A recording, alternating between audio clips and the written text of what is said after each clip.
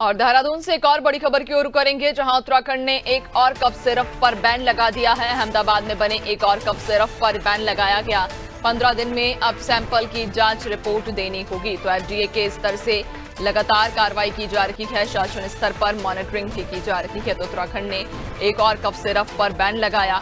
अहमदाबाद में बने एक और कफ सिरप पर बैन लगाया गया है, जहां 15 दिन में अब सैंपल की जांच रिपोर्ट देनी होगी। एफडीए के स्तर से लगातार कार्रवाई की जा रही है, तो शासन स्तर पर मॉनिटरिंग भी की जा रही है। उत्तराखंड ने एक और कफ सिरप पर बैन लगा दिया है। ज्यादा जानकारी लेंगे, सहयोगी सोनू लगातार हमारे साथ बने हुए हैं। सोनू, उत्तराखंड ने एक और कफ सिरप पर बैन लगा दिया है, जो कि इसके पहले हम जिस तरह से देख रहे हैं कि कफ सिरप का जो मामला था उसने तूल पकड़ा, कई मासूम बच्चों की इसकी वजह से जान गई। और उसके बाद जब जांच बिठाई गई तो 2 और ऐसे कफ सिरप पाए गए हैं जिनमें जहरीला केमिकल है।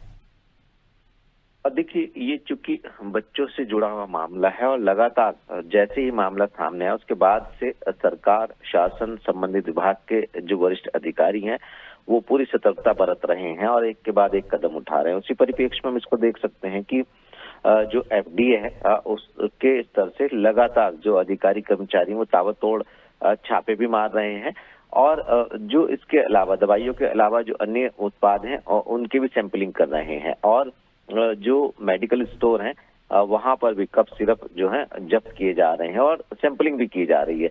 तो कहीं ना कहीं सरकार की मंशा और विभाग की मंशा बिल्कुल साफ है नैन्सी की, जो ये मामला पूरा का पूरा सामने आया और उसके बाद विभागीय अधिकारियों ने एक रणनीति के तहत अब एक्शन लेना शुरू कर दिया है। और इस पर जो ऐसे कफ सिरप है जो नुकसानदेह साबित हो सकते हैं उनको एक के बाद एक उन पर प्रतिबंध लगाया जा रहा है और मार्केट से, खासतौर से जितने भी मेडिकल स्टोर हैं उनसे उनकी जब्ती की कार्रवाई भी की जा रही है। और ये हिदायत भी दी जा रही है कि इस तरह के कफ सिरप अब कोई भी खासतौर से मेडिकल स्टोर पर सेल नहीं करेगा।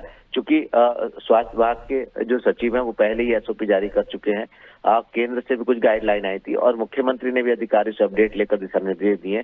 साफ तौर पर सरकार का ये मानना है कि कहीं पर किसी भी तरह की कोई भी खास तौर से किसी भी जनहानि को ध्यान में रखते हुए, गुणवत्ता को ध्यान में रखते हुए और प्रामाणिकता के साथ साथ दवाइयों की उपलब्धता सरकार का स्वास्थ्य विभाग जो वो सुनिश्चित कर रहा है। और ऐसे में ये माना जा रहा है कि जो नियम है उन्हीं का अनुपालन खास तौर से मेडिकल स्टोर को करना होगा, दवाई कंपनी को करना होगा और अगर कोई नियमों का अनुपालन नहीं करता तो उस पर सख्त कार्रवाई की जाएगी।